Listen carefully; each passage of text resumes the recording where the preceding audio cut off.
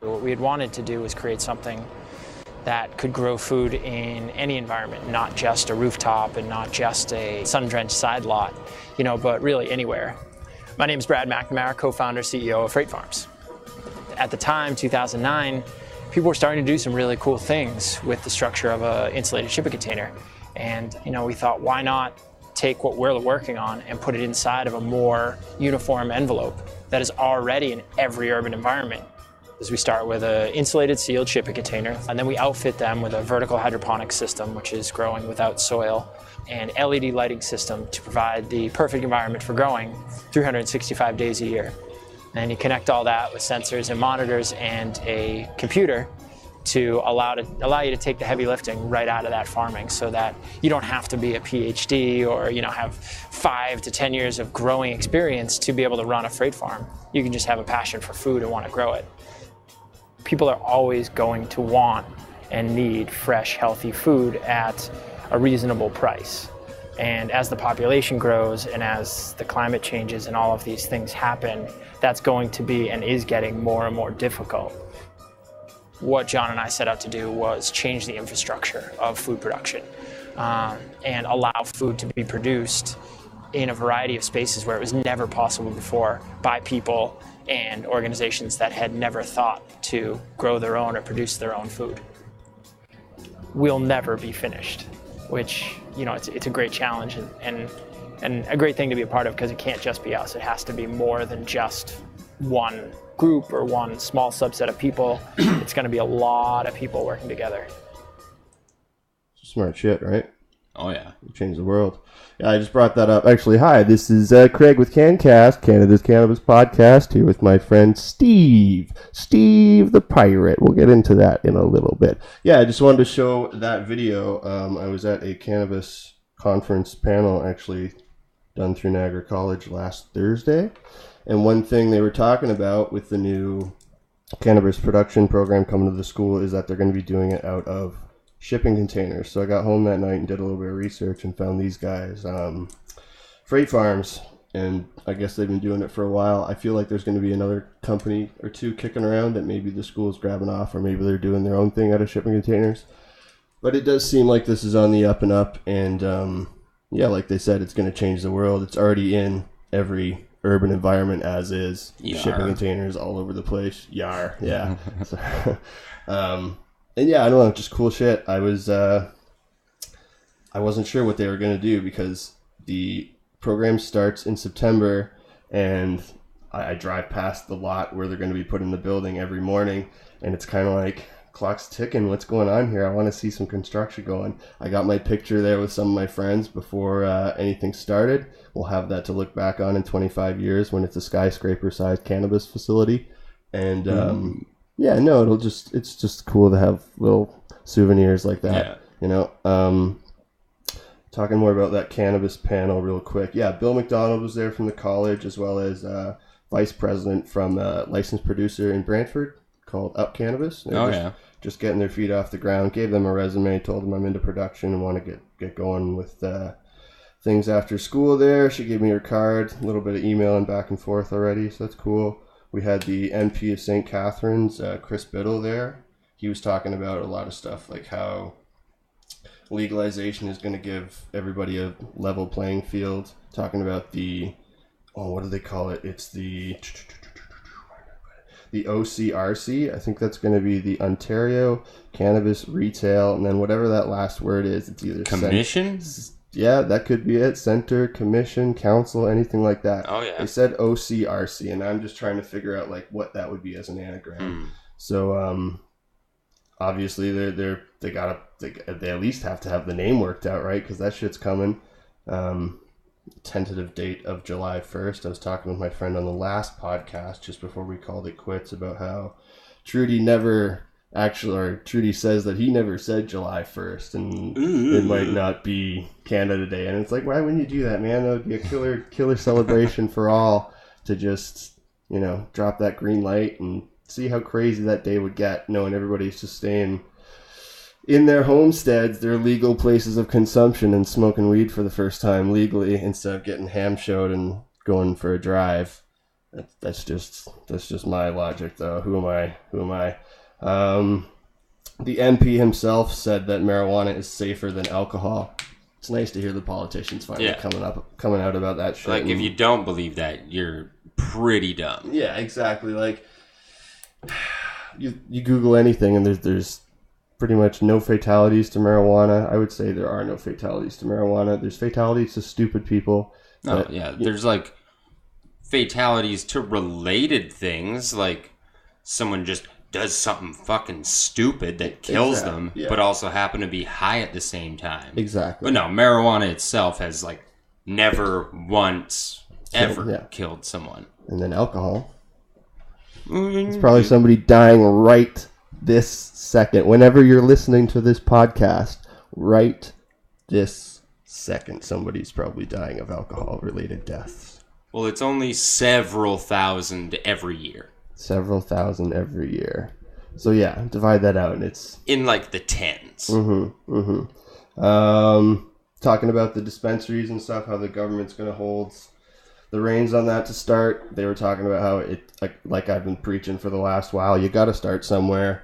They're going to work the kinks out. It's not going to be a perfect system right out of the gate.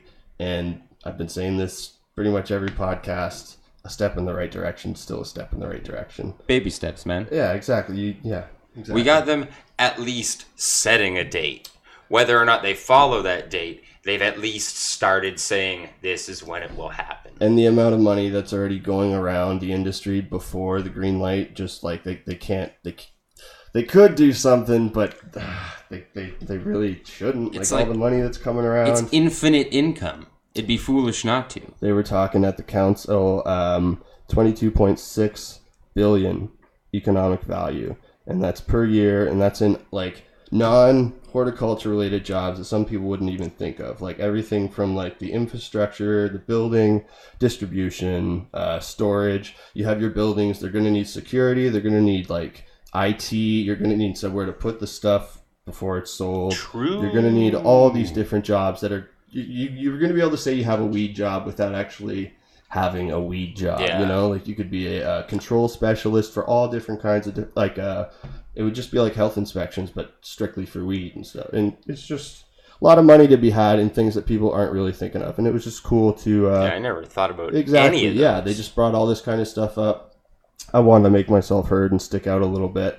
I asked about hemp because it's like I didn't want to target myself as the giant stoner, but I wanted to make like. There was probably a couple hundred people in the room, and it's just like you got to ask a question, especially when your teacher's up there that you're trying to mentor under, and like just kind of stick out a little bit. So I just asked them like what kind of shifts are happening with hemp, and they just briefly said like, yeah, they had been at a discussion a few days ago talking about that there is a whole other industry blanketed by the huge excitement of the cannabis flower. And that's the other side, the male plant, the hemp, that all these things that are finally going to become re-legalized that are better than paper. There's fuel sources, food, fiber. There's all this stuff. Like and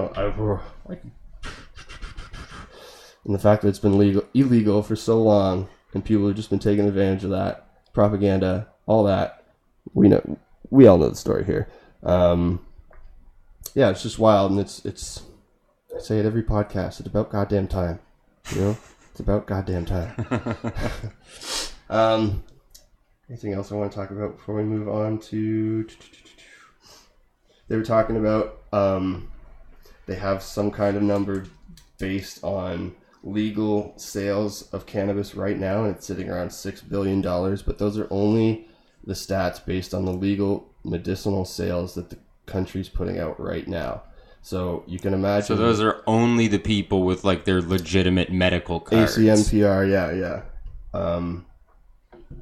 So that $6 billion is probably going to go up a couple. Oh, at least 10 times. Yeah, it's gonna be crazy. They were talking about it's just finally trackable instead of just like pulling this number out of their ass because of a small population that they're able to survey. You know what I mean? It's not a full representation of the country. Just the people who have either they have to for legitimate medical reasons or just don't want to deal with getting in trouble anymore, going through the proper licensing, mumbo jumbo, all that stuff. They did mention how there's going to be licensing for any kind of growing all that stuff across the board when the green light comes. So it's not going to be just a matter of, I'm going to have 4 plants in my backyard. Apparently, they're still going to want to be able to track that stuff. I don't know how well they're going to be able to do that. Again, baby steps. But, I don't know. They're just trying to stick a thumb in every pie at this point, I think. All right, moving right along. I wanted to have you on here and talk about our Canadian gun laws. So let's say, hypothetically speaking, what is it? Today is January 31st, I believe. 2018. Let's say I had the money and I wanted to go out and get myself a little gun today. Would that be a possibility? A gun today? Right today. Same day purchase? Let's go. Let's head out. Let's go get it. The only way you're getting a gun today is you head to the seediest part of downtown, find a fairly shady character, follow him to a secondary location. You never follow them to a secondary location. That's bad news. You follow them somewhere else and then pay 3 times the market price for something with the serial number filed off. So it's doable. I don't doubt it, yeah. Okay, so legally it's a no-go. Legally, no. Sorry, okay, you are a legal gun owner in Canada. I am. You've had how many guns for how long? We'll say several. Several. No need to put a definite number Fair on it, enough, fair enough. Several. Okay. And I believe it is about 2.5 years now. Okay, cool. And we're talking just like, is it hunting rifles? Is it like shotguns, handguns? Like, I don't know my shit here. No handguns, but I have shotguns and rifles, both hunting and sporting. Okay. Difference being... Which one you want to go? Rifles or shotguns? Take me away, man. The shotguns, you're either going to have pump action, break action, or semi-automatic. Break action is your basic, like, double barrel. It cracks open and you put the 2 shells in. And that breaking of the barrel is the break action. Right. That's what cocks it. Yeah. Pump action, everyone knows the pump action. Pump, zombie killer. Oh, yeah.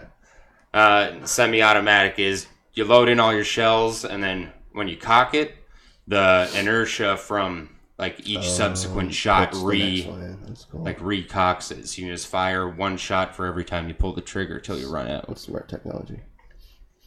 So those are all allowed. Those are like you have those. Yes. Okay. Cool. And you have rifles as well? I do. Okay. Several rifles. You want to talk about those? What would be your favorite? And what's the difference? Why do you need to have more than one? Is it a collector's thing? I don't know. Start talking. I'm sure. For me, it's a collector's thing. Okay. Ever since I was really young, I always loved playing with guns. Right. Little toy cap guns, G.I. Joe, playing GoldenEye on Nintendo 64. Obviously. I just always loved guns. And I always had a passion for World War II as well. So I wanted to collect World War II rifles, True. which I do. I have a few, actually. Cool. But then, I just loved having all these different guns and how much, like, just actually learning how different all of them actually were. So I'd say probably my favorite rifle would be a Ruger Scout rifle. If you don't know what that is, look it up. It's quite nice. See if I can pull this up here. I'll let the people do it later. It's a mess if I can pull that shit up. It's like the tagline on the website page for it says the only rifle to or the one rifle to have if you could only have one rifle. And I'll agree with that. It's nice. It's a light gun. It's short, so it's like light and portable and like isn't a big nuisance to carry around. All right. And it's has a 10-round magazine, which gives you a nice amount of rounds to have without normal hunting rifles or something like 4. And it's chambered in .308, which is pretty much the best just all-around general purpose round. So to go in more than just your one gun. Yeah. What you're saying. Okay, cool. That makes sense. Okay. I feel like we're going to get lost here if I don't stay on. So going out to get a gun isn't a happening thing. You need to have a license, first of all, right? Do you want to take me through, like, okay, day one, you want the gun, you know you need your license. Let's go from there. So to get your license, you have to find someone that runs, like, one of the licensing programs. And you have to sign up. Online and find that, yeah, right? Okay. You can find a list online. And you can either sign up to do, like, a week long, and you do like a few hours every night of the week, or you can do a weekend course, and they'll do it in like 12 hours each day in like just a weekend. Just the 2 days. Yeah, okay, cool. But I forget what the exact amount of hours is that you have to do. But it's either like a week of evenings or your weekend. Yeah, right. Either generally around there. But then, so you have to sit there. You have to go through the whole course. You have to then pass a written exam, which I forget the score required to pass that, but it's something like you're only allowed 4 wrong or something like that. So is that a written exam in regards to how the gun operates? Is that a mental health thing? Is that a safety thing? Is that all of the above? What? Everything. Through the course, you learn about like the history and development of firearms. You learn about like the legalities of them. Like everything, like from classifications to how you have to store them, to like criminal records and stuff. You learn about like all the different like types and actions. Learn about like ballistics and like different ammunition. And so the test covers all of that. Cool. That sounds important. And then after that, you have to pass a practical test. Okay. Which is the instructor has a table with several guns laid out on it and all the corresponding ammunition, and he's like, pick up the lever action and load it with the corresponding ammunition and show me how to do that safely. And through the course, you learn that there's like a set series of steps you're supposed to go through every time you pick up a rifle, or any gun for that matter. Right. So then you have to take the gun and do what he says. You like check it that it's unloaded and point the muzzle in a safe direction and all that jazz. Okay. And then you have to know how to identify the gun and what ammunition it would take, and then how to correctly identify the ammunition, then safely load it in. Okay. Because they don't want to just say, oh yeah, here you go, you can get this, and have you not have any idea how to like put ammo in a gun. Right. And then so he makes you do a whole bunch of little things like that. And that's like, you can instantly fail that. I was just about to ask, did you see anybody fail? Yes. Yeah, okay. Like, you don't actually see them. Yeah. Because you do them one at a time by yourself. Yeah. But, someone instantly failed because you have to, like, show how you'd safely do, like, certain movements and that. And I guess it was, while she was moving it, accidentally pointed the barrel, like, right at herself. So it was just, nope, fail. Done. If you make, like, one unsafe movement during your practical exam, instant fail. Good. That's good to hear. They have to be strict on that shit. So in your course, they've like taught you like your safety, how to identify all the pieces, how to put it together, how to operate it. So they don't just leave you up to your own devices, no, right? Like they make sure you know how to safely operate a gun. I was watching a video and it was saying how Canadian gun owners are some of the most trusted citizens because they are constantly in the system. Your name comes up every 24 hours or something to see if you've done any shit. I don't know. Maybe. Maybe. I was just doing some research today about how there's is it OSAP? Nope, that's college stuff. Yeah. There's Ontario. I can't remember. It was something where, your name is like constantly in the system and they're making sure that you're not up to no good, basically. You know what I mean? So I guess that's why they were talking about you guys are the most trusted because you never have any flags. Oh, they know. Yeah. If you do like anything wrong and you own guns, whoosh, all your guns are taken away. What about medicinal cannabis license? Medicinal cannabis license? I don't think that would affect it because it's it's like a medically prescribed like medication, but it's not like, I don't think they'd classify it as like some kind of like psychosis medication. Okay, like true. If someone wrote, "Oh yeah, I take like lithium every day," and like handed that in, they might be like, "Well, they only give lithium to serious mental disorders." So you have to like disclose if you're on any medication or anything like that. Okay, cool. And obviously, they give you a background check before you even get your license from the get-go. Criminal and psychological. Good. That's good because it's definitely not the same down south. Yeah, if you ever had like been committed for any kind of psychological reason, nope, don't get it. Or violent crime, anything like that, right? Yeah, that makes sense because then you're predisposition to act out in certain ways, and we don't need that shit. Man, to get your guns taken away when you have them too, all I'd have to do is just in an argument one day say, "Craig, I'm gonna fucking kill you." That's on the podcast, ladies and gentlemen. You heard it here first. And all you gotta do is call up the police and be like, yes, Steve Nardi was very threatening today. He threatened to kill me, and I know he owns a bunch of guns. And then just boom, the police will just show up at your house and be like, "You threatened someone, and so you can't have your guns." Even if it was bullshit, they would still take the benefit of the other person's doubt, right? Can't risk it. Exactly. That's shit. Yeah, don't piss off the wifey, I guess, right? A guy at work just got fired for that, actually. For like verbal. He got in an argument with someone, and I guess whatever they were arguing about, he's like, "I got a bullet with your name on it at home."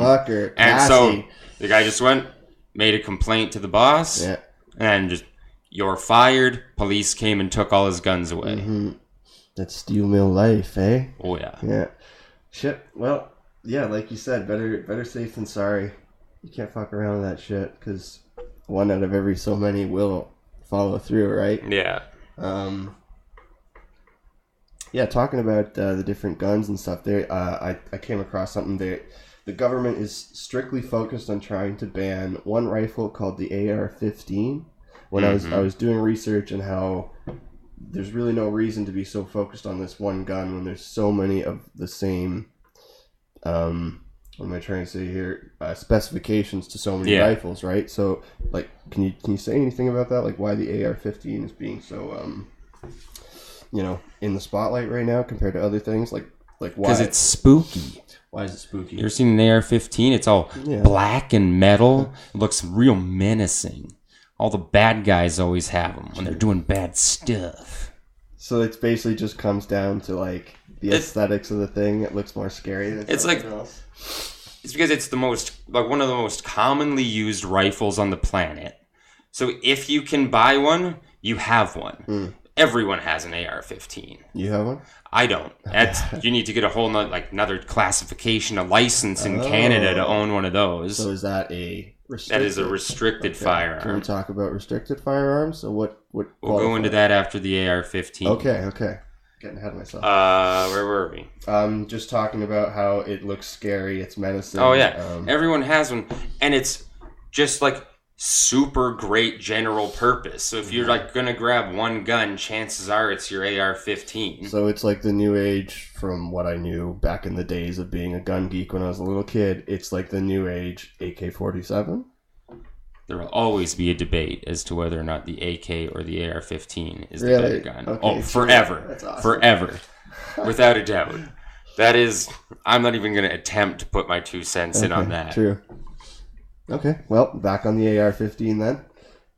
Yeah, like you can get several normal hunting rifles. I'm doing air quotes on that, people. That's hunting rifles that shoot the exact same round. They're semi-automatic, so they shoot at like just as quickly. Except they got like the wooden stock and a scope on them and look like you're going to hunt Bambi with them. Gotcha. For some reason, it's the way that the AR-15 functions and like disassembles that they've classified it as restricted, which makes no sense. So again, it's not, but it kind of is along the same lines as like all this new cannabis legislation where people don't really know what they're talking about, and there needs to be more pros in the industry. Yeah, who are calling the shots, right? Like, this is ridiculous. Gun control right now is like trying to stop drunk driving by making it harder for sober people to buy cars. Guns do 3 things. They fire, they fail, and they rust. Violence is from the heart. It's true. I agree with that. You could put a gun down on the table right now. It's not going to shoot us, right? Mm-hmm. Yeah. It's just see, I respect the technology. It's not going to go away. And I feel like, which country is it where it's like you have to serve 2 years in the military? Switzerland, I believe. Yeah. 2 years in the military with like high, what am I trying to say here? Heavy duty machinery, weaponry, and their gun control is through the roof, right? They have a legitimate gun culture that the States is trying to achieve, but the I guess because it's done through the military and you have to pass like the military test to get in, that it weeds out the crazies, the dummies, and like just the generally people who are unfit to have a gun, which leaves you in a country where you're going to walk down the street and imagine that everybody's like loaded all the time, right? Well, like, who are you going to fuck with in a country where every single person has a gun? Exactly. Me and Steve both have our arms just like out on the table right now. Like, just what is this? Shaking. What is this? Real Italian talking. Exactly. No, yeah, it makes sense. Like I said, the technology isn't going to go away. The bad people will always have guns, and it's a shitty situation one way or another. It doesn't mean just because you have a gun you're going to get out of something, but it's better to need it and not have it than... Did I say that right? Need it? No, I did better not to say have that. it and not... The exact opposite. It's better to need it and not have it, everybody. Yeah, it's better to have it and not need it than need it and not have it. I would rather go to my grave every single day not having needed my gun than go there wishing I had it. There you go. That's a good line. Yeah. And yeah, it just makes sense. I mean, I'm not trained, but down the road, I would definitely like to be. It just makes sense to be prepared in the worst situation and never need that kind of training. Mm-hmm. Yeah, it's just crazy shit because we say we have great gun control, but there was like, I don't know, 4 shootings since I've moved to Niagara Falls, so it's not it's not there. Like, guns are everywhere. Like, we already have laws against murder, and it didn't stop those people from killing someone. Exactly. Again, it's just like so what makes you think that making that gun illegal is going to stop them? It's going to stop the good people from being able to protect themselves better. But again, it should be based more on proper training and awareness versus just arm everybody, because then everybody has the potential to just pull a trigger on so many number of people. Another thing, magazine size. Here it's limited, down there it's not, or it is correct. Down there. It is not limited down there. Not limited down there. Fuck, that's wild, man. That is wild. So what's the limit up here? If we're talking again for like the firearms that you possess, are they all the same? Are there different ones for different rifles, shotguns? I guess, like, take it away. So, shotguns are you either get 2 in the barrel, like in the break action, like your double barrel, right? Or a pump. It's like whatever you want, because you gotta like re-rack it every time you fire a shot. Okay. So you can buy like magazine tube extensions that let you put a whole bunch more rounds in it. And that's legal. Okay. And semi-automatic, I'm not sure about. I've only ever just loaded whatever I could fit normally from it. What's that, like 8? No, mine's like 3. Okay. Zombies on the brain. Pump action, you could totally do 8. True. And, sorry, did you mention your rifles? Rifles, I did not. Rifles, you got to split into rim fire and center fire rounds. So rim fire are your little rounds like 22s and 17 HMRs, the little baby ones that are basically just souped up pellet guns. Right. They're called rim fire because... Sorry, buddy, can you just open that door for that cat? He's just pawing at the door. For sure. Let me in. Okay, rim shot. Yeah, just open it. He'll do his own thing. Rim shot and... There's a rim fire. I call it rim fire because it's so small that you can't put the primer in the middle of the round. So the primer is around the rim of the cartridge. And that's the gunpowder, or is that different now? That's what ignites the gunpowder. Gotcha, okay. It's the initial charge. Mm-hmm. So then rimfire, the firing pin strikes it on the rim and crimps that primer and sets off the round. Center fire, the primer is just that extra little circle you see in the back of the round. Right. And the hammer hits that. Okay, so it's visibly determinable which is which? Mm-hmm. Okay, cool. So, and then you got to split, after you split them into center fire and rim fire, you got to split them into handguns and rifles. Rifles, actually we'll go pistols first because that's easier. Pistols, 10 rounds. That's it. Pistols are they all restricted or no? Yes, okay, all handguns are restricted. Okay. Revolvers, I'm not sure if there's an actual limit on that, just because you can only make a revolver so big. Right. But semi-automatic handguns, 10 rounds. That's the max. Semi-automatic handgun. Okay, 10 rounds. 10 people. And if you have a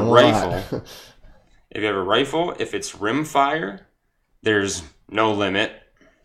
You can go buy a 50-round magazine for a 22 and just load it all up. 50 rounds.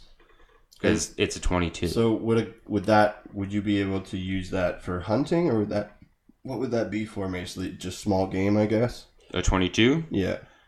Yeah, like small game, squirrels, rabbits. True. That kind of thing. You can also do it for plinking. Plinking. Which is what they just call like shit. Yeah, just shooting cans and stuff in the backyard. Because the ammo is so cheap. Right, that makes sense. You can just shoot it all day. And you're allowed to just shoot it out in your backyard, I guess, if you have the space. The laws are different on the discharging of firearms, like per municipality. Okay. So you'd have to check with like your local gun laws. Before we get too lost in here, we're talking about the rifles and the pistols. I just want to ask, hunting. Do you ever go hunting? Are you down for hunting? What's your opinion there, being a gun aficionado? I don't hunt. I got no problem with people that do. I don't care either way. Right. I just don't hunt because, I don't really have anyone to go with, and it's not the kind of thing you just go do by yourself. Right, yeah. But also, I don't want to just like kill the animal for sport. If I'm going to go kill it, I want to at least use as much as I can. Totally, yeah.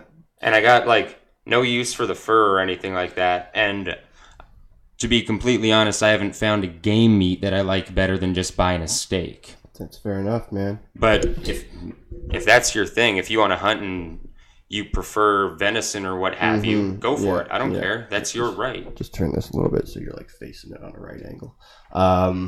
Yeah, no, I could see getting into shit like that down the road when I'm, I wouldn't mind bird hunting. Yeah?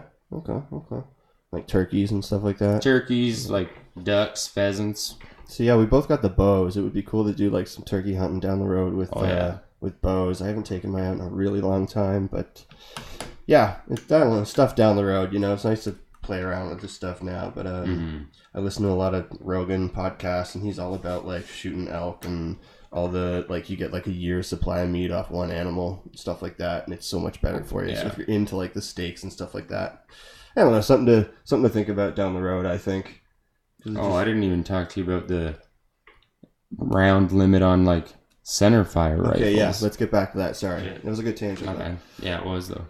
Where did we leave off? Rim fires. You were talking about pistols and how 10 shot for the semi-auto, revolvers because there's only a certain size that you can only fit so many in them, and then I think that's when I got into the hunting thing. And we talked about rim fires, right? Yeah. So then with your center fire rifles.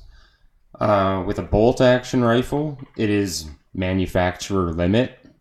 So just whatever the manufacturer makes as the limit as the magazine size for it, that's how many rounds you have. True. Just because it takes a while to work that bolt. You're not getting off nearly as many rounds as you would with a semi-automatic. Semi-automatic, 5 rounds. That's it.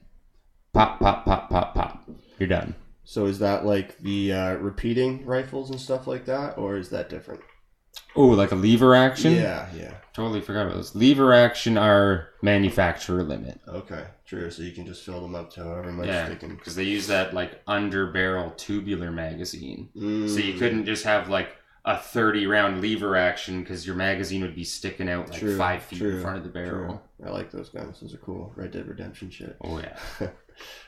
I wonder when that game's coming out. They keep pushing it.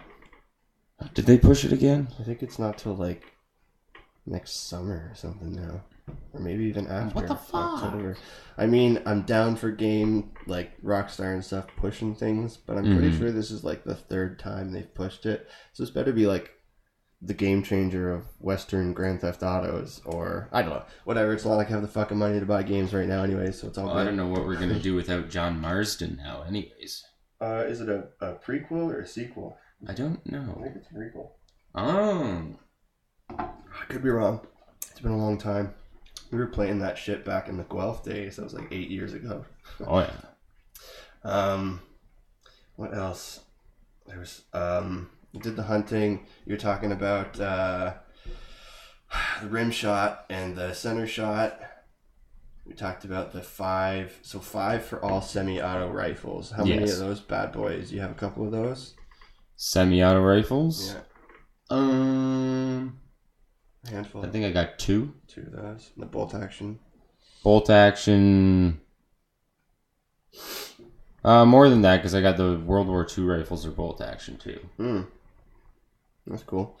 And so let's say you wanted to take one of your babies out to the range. Would any special shit you have to do before it leaves the house? Or let's talk about when you bring your gun home. Where do you have to keep it?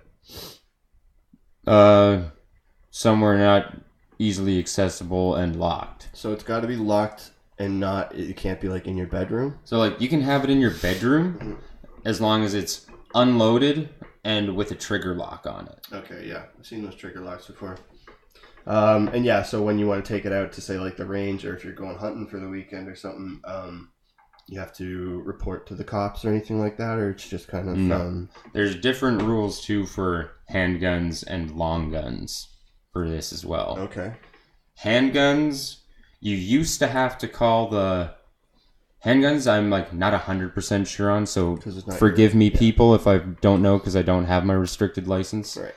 But handguns, you used to have to like call the firearms office at the RCMP every time you were leaving your house with it and tell them where you were going, what your route was, and like what time you'd be back home. Right. And it was like straight there, then straight back. You couldn't even stop to get a cup of coffee on your way. Wow.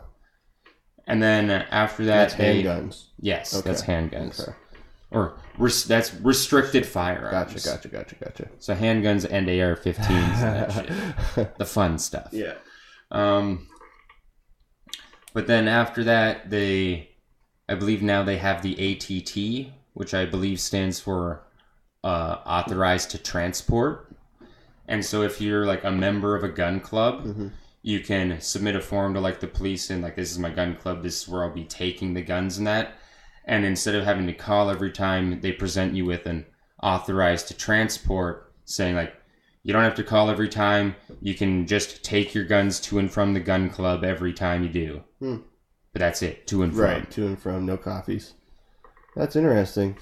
Now, non-restricted firearms. So these are the... like the rifles and shotguns. Right. They're a lot more easygoing. Just whenever you want to take them out, unloaded, and either in a locked case or with a trigger lock on it. Or both if you're smart, right? Yeah. Yeah, that makes sense.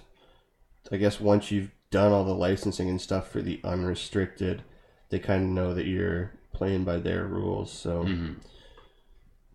yeah, no, that's pretty cool. One last thing with the whole gun culture, talking about like if you're going to the gun range, what's that like when you go in for your first time at the gun range? If you've never, say you have your license, you have your own gun and stuff, but you've never been to this specific range before. Is there anything special in that scenario versus going to the same one over and over again? A lot of ranges are private. Okay, so you have to sign a lot of them you have to be a member to go, so you'll be at least somewhat acquainted with the range when you go there. True. But there are a couple ranges that offer like public days. So on like Saturday and Sunday you can come buy a day pass and stuff like that. But usually if you've been there before, chill, like, okay, here's your thing, come on in. If you haven't, then they just like, someone gives you a rundown of the rules and stuff and like how to be safe on the range, and that never more than like 10 minutes long. Cool. Pretty simple, much like just joining a gym or something, right? Like, hey, welcome. We just have to make sure you're not gonna accidentally blow someone's head off today. Yeah, we want to make sure you're competent. You're one of us, and then we're cool. Yeah, that makes sense, dude. Fuck. There was one more thing I want to talk about. It's the best. The best. I'll get on it someday. Just keep jumping in and out of school and, other shit coming first. I want to see... I swear I heard something about cannabis and firearms don't mix, or at least for the first... Again, there's going to be all these kinks to work out before they realize... What does that mean? What? The skeevy stoners aren't allowed to have their guns at first, is what I think that means. We'll see. Or it'll at least be the people like heavily in the industry. I don't know. Maybe I just pulled that out of my ass. Maybe it was a nightmare. We'll find out. So the last thing I want to talk before we get out of the gun thing, because I think we covered all that. I wish we had a phone-in line. Like, what about this? Oh, I'm glad you asked. The budget. We'll get there someday. So okay, right now I got nothing for guns. Day one, you sign up for. Where do I go? You break this all down again. The process for getting your license? Yeah. All right, I'll go from start to finish. Let's do this, and I'll keep my mouth shut. So you find your list online of the people that provide the classes in your area. Mm-hmm. Then you book that class and like pay for it. Yep. Now, depending on the time of year and who you go to see, it can take a while. Mm-hmm. So you can book your class and still not be able to go for like 3 months. True. And you go, you take your test or you take your course, so either the week long or the weekend. Mm-hmm. Then you do your final exam, like your written exam and your practical exam. The teacher grades those on the spot and tells you right there whether you pass or fail. And he gives you like a prepaid, pre-addressed envelope to go to like RCMP Chief Firearms Office or something like that. Mm-hmm. And you just put it in there. And then you have to send those forms off to the RCMP. They get processed. And that takes at least a month. I think they said it can take up to like 3 months or something for the RCMP to process that. Mm-hmm. And they send that back to you, like stamped and approved. Like, yes, these are official results. He may now apply for his gun license. Mm-hmm. So you've done all this up to this point, and you still might not even get it because you still have to be approved. And that's through... So now you send these test results and like all your information and shit to, I believe, just another office of the RCMP. I'm not 100% sure. Mm-hmm. And then they go through everything. They run a background check on you, fucking mental health check, run all kinds of shit. You got to write down references, and they'll call your references and be like, hey, so this is such and such from the RCMP. Do you know this motherfucker? He's applying for his gun license, and we just want to know if you think he'd be a competent gun owner. Okay. And then if you pass all that, then and you got to send that in with you got to go get like a passport photo taken. Okay. And you send the passport photo in with those official forms, and then after all that goes through, if they approve you, then they will send you your gun license, which can take up to like another 3 months for all that extra step to go through. So worst case Ontario, you could take up to 9 months to get it? Worst case Ontario. Could. Well, Ontario is definitely the worst. Depends how bogged down the office is. Like mine, start to finish, well, not start to finish, but like from when I got my test results to me getting my license, the office must have been running pretty smooth because I think it was about 3 months. True. That's legit. It helps that you're an able-bodied white male with a job, too. I mean, it couldn't hurt. So that test, obviously, she ain't free. No. So how much are we looking at for that? It's probably gone up now with minimum wage. I think it was about $150. Okay. So not too bad. Not awful. I did it. You can do a combo course. I did the non-restricted firearms license and my hunting license. Okay. So one was 1 week, and then the other one was the week, like the exact week following. Did you need your hunting license? You did not. Okay. But once you get it, you got it forever? I think so. Sure, whatever. Well, even if you let it expire or whatever happens with it, you don't have to take the test again. It's just like, I'd like to renew my outdoors card, please. Cool. That makes sense. Because I got it too, because it was like, hey, I got guns now. I don't know if I'll ever go hunting, but now I can if I want to. And it's the overall outdoors card too, so it's got my fishing license and that on it too. So just hunting and fishing all in one card. That's good. And then, so you saw some people fail the tests. Would they be able to sign back up for the next weekend, or would they have to wait a little bit? Is you can, if you've taken the test, you can come back at like the next course and just challenge the test. Oh. So you don't have to sit through the whole course again. You can just come back and be like, I failed last week. Pay some money? You got to pay like another fee to retake it. And then it's like, okay, here, retake it. You're just not spending all that time. Yeah, I think if you took, I don't know what the exact amount of time is, but I think if you took a specific amount of time, like between failing it and trying to retake it again, they can be like, no, that was too long. You got to retake it. That makes sense. True. But if you just go right like at the next test, then yeah, you just go pay a fee and retake it. Makes sense. Cool. Yeah, that was good. I wanted to kind of sit you down since I started this podcast thing, because nobody really knows what the fuck's going on with our gun laws. Let's be honest. We see a shooting in the news and it's like, what the fuck? I thought this was like illegal here. And it's like, yeah, but like so are drugs. So, you know, if people want to get something, they're going to get something. Yeah. You shouldn't just have your head in the goddamn sand thinking that, you know, nobody's going to go out and get a gun to protect themselves or to, you know, try and do bad shit. It's just more of a common sense idea of if it's out there, people want it, they're going to get it. Well, like, people keep trying to use the UK as an example. They're like, oh, look at the UK. They banned all guns and there's like almost no gun violence. It's like, okay, well, there's still a little bit of gun violence.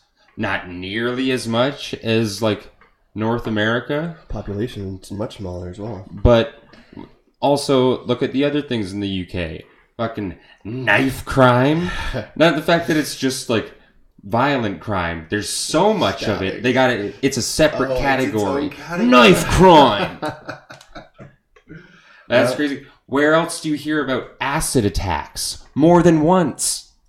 It's like a semi-regular occurrence. You mean like LSD? No, like people throwing a jar of acid on your face and melting it off. Shit. Yeah, several times. At least the states have the decency to just put you down nice and quick. But it's a joke, everybody. Relax, chill the fuck out. Yeah, no, that was cool, man. I'm glad we got to chat about that. We're gonna hop back into the weed world now. I actually meant to play this before we transitioned in, but we're gonna do it now. This is BTV. We begin with a company that's been in the cannabis business since the 90s. They actually helped define standards in the Space for Health Canada. They employ nearly 200 people and are currently operating in 3 countries. Their approach is primarily medical, with a focus on providing pharmaceutical-grade products. Their differentiating factor? Quality control. But first, here's what the analysts have to say about CannaMed. CannaMed's a great company. They were the original commercial grower in Canada. So, they may be better known as Prairie Plant Systems, but they were the first ones under the old regime. There's one commercial grower with one strain, and that was this company out of Saskatchewan. But they've taken a very disciplined medical approach. And what I see, I'd like to get to know the story a little bit better, but they look like they're well positioned in the market. CannaMed's taking a pharmaceutical approach, and they did recently announce that they've submitted their own product for testing. It all came back cleanly, and I think that was obviously in response to the recall that was done at one of the other LPs, and I think that obviously speaks to their production practices. We believe that the cannabinoid business is going to be disruptive. Brent Zettel came from humble beginnings, growing up on a farm just outside of Regina, and then earning a degree in agriculture, which led him in the 80s to starting in the plant biotech business. It was then that Health Canada first started the relationship with Brent. We could see the convergence of pharmacy and plant biotech in the mid to late 90s. And we were actually looking for a marquee project that could demonstrate a GMP manufactured system using plants in a contained environment. In the early 2000s, Health Canada actually put out an RFP, a request for proposal, for making medical cannabis. And we said, you know what, that to us could be the marquee project. We should bid on that project. And as they say, the rest is history. So that video is a few years old, just talking about CanNaBis. They were one of the early starters of like the medical revolution back when early 2000s. I think it was, I can't remember which year. It might have actually been early or late 90s where we got like our first medical marijuana regulatory commission or whatever the fuck it was called back in the days. And that's where they're jumping out from. And now we're going to skip ahead to today. And it was a deal that almost went up in smoke, but after sweetening the pot, CanNaBis Therapeutics has agreed to be taken over by Aurora Cannabis. Aurora struck a friendly deal valued at $1.1 billion to buy CanNaBis. The deal brings an end to a hostile takeover battle between the two medical marijuana companies. Aurora's CEO of the joint venture says, "We are very pleased to have come to terms with CanNaBis on this powerful strategic combination that will establish a best-in-class cannabis company with operations across Canada and around the world." Besides providing me with lots of puns, the deal is creating a lot of wealth for CanNaBis shareholders. Its stock jumped 15% today on the news. Aurora shares opened relatively flat, but fell throughout the day. I'm looking at, you might get like 100, 150, 200 bucks together. I'm just going to throw it at Aurora. Their stocks right now, I was looking a couple days ago, it's like 13 bucks per share. These guys, they have just finished their the construction of their third facility. So they started, I want to say Vernon, BC. They moved to somewhere in Alberta, doing their cultivation license there for a couple of years. They were at the cannabis conference I was at back in October, so I had a little bit of chat time with them. They did a panel, all this shit. They're going to run the world. Like, you want to see big weed, like somebody's going to do it. There's going to be one company that really like steps over everybody else and is like the businessman of weed. Yeah. I think it's going to be Aurora. They've just finished their third facility, construction of their third facility out of the Edmonton airport. So they share part of like the security features, the land, all that infrastructure is part of its cannabis for Aurora. So they're talking about how they're going to be doing international tradings. Do you hear about the States where they just passed a couple weeks ago with Jeff Sessions? Okay, so you have the States, how cannabis is legal on a state level, right? Mm-hmm. Certain states, it's even recreational legal. You know what I mean? Mm-hmm. Still state level. So let's talk about California for a second. They just passed the full legalization, recreational, medical, all that shit. But because of this, Obama puts in this safety blanket for the legal states, being like, DEA can't fuck with y'all.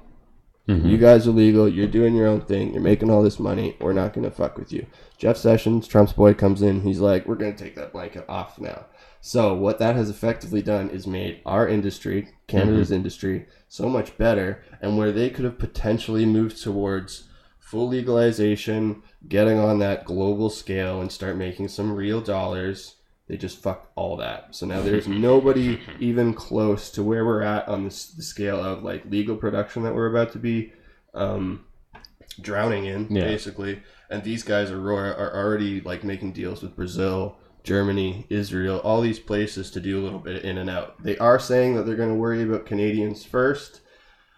I don't know. We'll see. I mean, there's all this micro cultivation licenses and stuff coming up so that we can worry about ourselves a little bit more of the craft brewery side for the cannabis world. So they're doing some things right. There's like, again, it's not even legal. We're having like billion-dollar deals going on. There's task force starting in Ontario about how the the recreational use is too strict right now. Like, okay, I live in an apartment right now. Yeah. My landlord could be anti-weed, probably going to be anti-weed. So that leaves me to legally either smoke, I don't know, out in the back cold during the winter, I guess, in my backyard, just freeze my balls off, or smoke in my car. That's not legal. So they are already trying to like put task force and shit together to try and make like weed lounges, make it more user friendly, make like a weed lounge, you know what I mean? So like a bar, again, we're comparing this to alcohol. So like you have fucking bars that you can go to, have a couple drinks, and then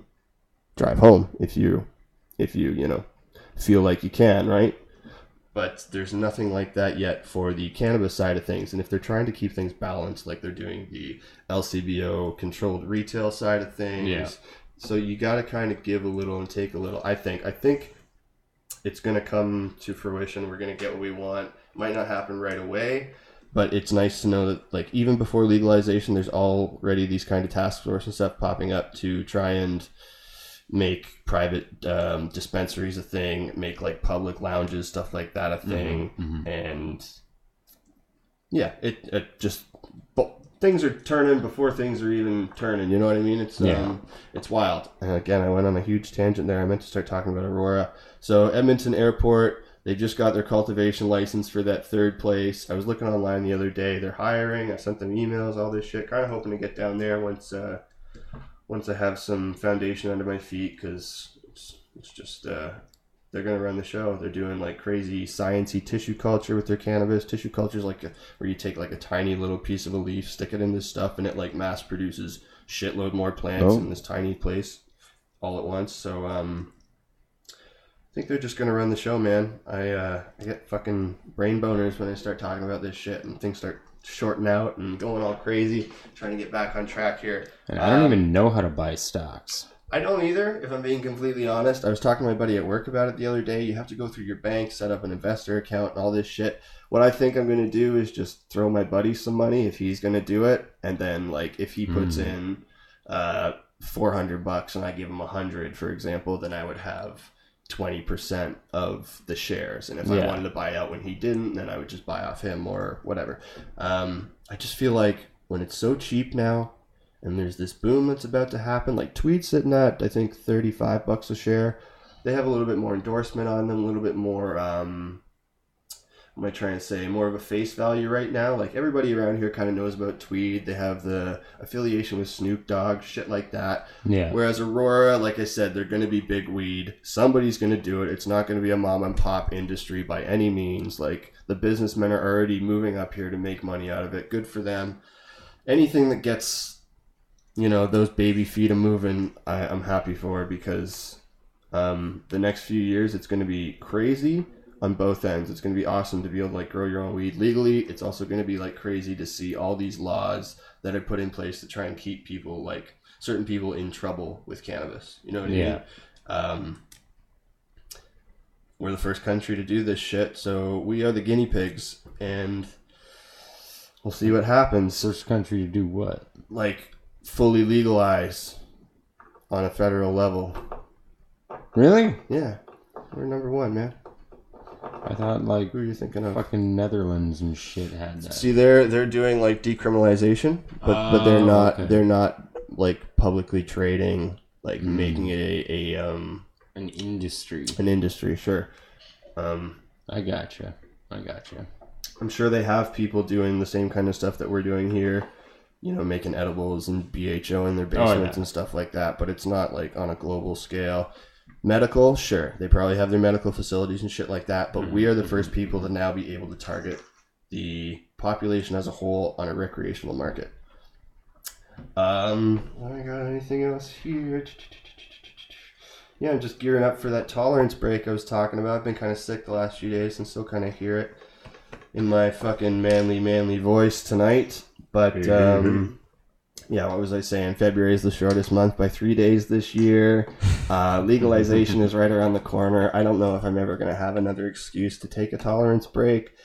And it would just be something cool to document if I just sign in on this thing for even like 10 minutes a day or every other day and just be like, fuck, could really use a toke right now. Getting to the point of like, I don't need a toke right now. I don't think I'm ever going to go back to smoking cannabis. I'm going to end this podcast. I'm going to drop out of class. I'm not going to be a stoner anymore. Yeah, I don't fucking think so. Tangents galore. No, I've done the tolerance break before, and it is just nice to have like a couple weeks off, buy that fresh crimp bag of weed, have like half a bowl, blow your head off, and then like look at your bag, your 20 bag that you bought, and be like, this is going to last me months. It doesn't, obviously, because that tolerance thing goes away pretty fast. But yeah, I feel like the tea breaks are always good for a little bit. You should never quit it, but it's good to just bring the tolerance down now and again, and then you really start tripping out when you go back to it. Rambling. Before I get out of here, we're talking about tolerance, shit like that. This is a good way to end things. This is really funny. So this happened a couple days ago. I'll throw that on. It was a deal that almost went up in smoke, but... Fuck that up, Craigers. All right, let me try that again.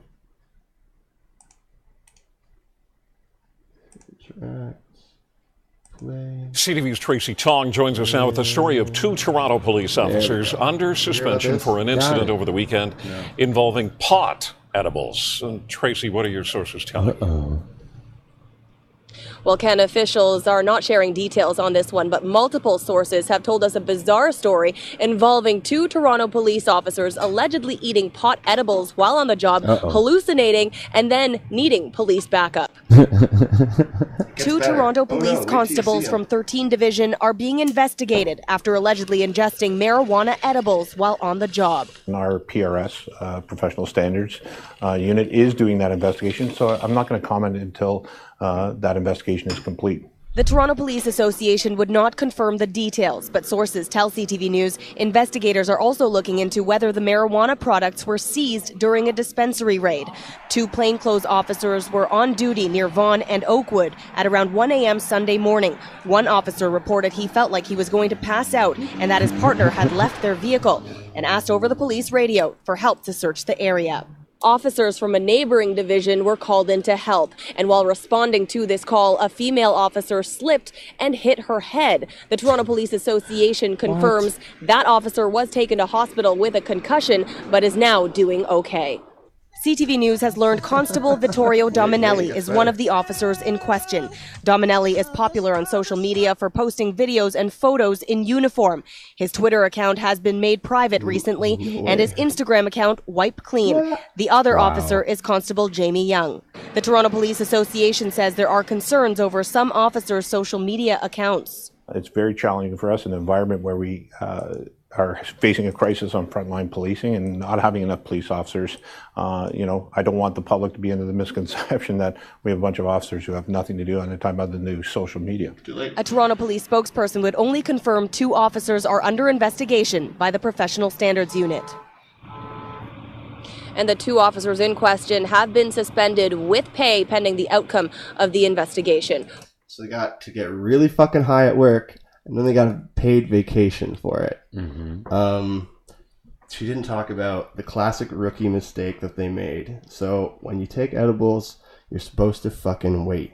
It's not like smoking where it goes straight to your lungs, right into your bloodstream. Oh God, did they just munch them one right after the other? Yeah. So good for them. I'm glad they had a good time on these fucking dispensary edibles that they grabbed and then took back to the station, got changed, and then mowed down. Oh man. You know what I mean? Like, classic rookie mistake, and we were talking about tolerance. So zero tolerance for those cops. That guy fucking so funny, man. But and then it's funny because the classic thing, it's marijuana getting in the way of cops really doing their job, and it's still happening.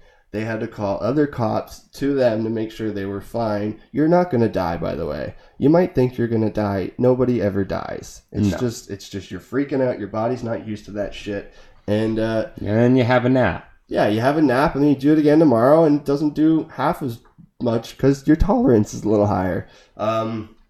Talking about the cop that got a concussion, though, like, that is taking away from them actually doing their job because they have to deal with this dumb shit. You know what I mean? Like, it's the tale as old as time that the cops could always have better shit to do. And, like, I've seen videos, and a lot of them are mad at the fact that they have to go waste their time, like, busting dispensaries and shit when there's other things they can be doing that are so much more important. Like, they're not there to just bust stoners. Mm-hmm. And unfortunately, that's a lot of what the money's going towards. So, like, I'm interested in what kind of retraining a lot of these cops are going to have to go through, because they've spent their careers just busting stoners. Like, legalizing it will save infinite tax dollars. I know, but like, what are the cops actually? It's going to be crazy to see like what they're actually going to be filling their times with after. I don't know, real crime? Yeah, maybe. I don't know. Whatever. Dude, this was a lot of fun. I appreciate you coming down and doing this with me. No problem. I hope you enjoyed yourself. And yeah, maybe we'll do this again sometime when the green light comes around. Sounds good, buddy. As for right now, I'm going to start rocking this out. See if I can do this. And this is it. That was CANCAST. Thank you guys for listening. And so long, children. I don't think I got anything else going on right now. I'm going to start checking in with those tea breaks soon. Everybody.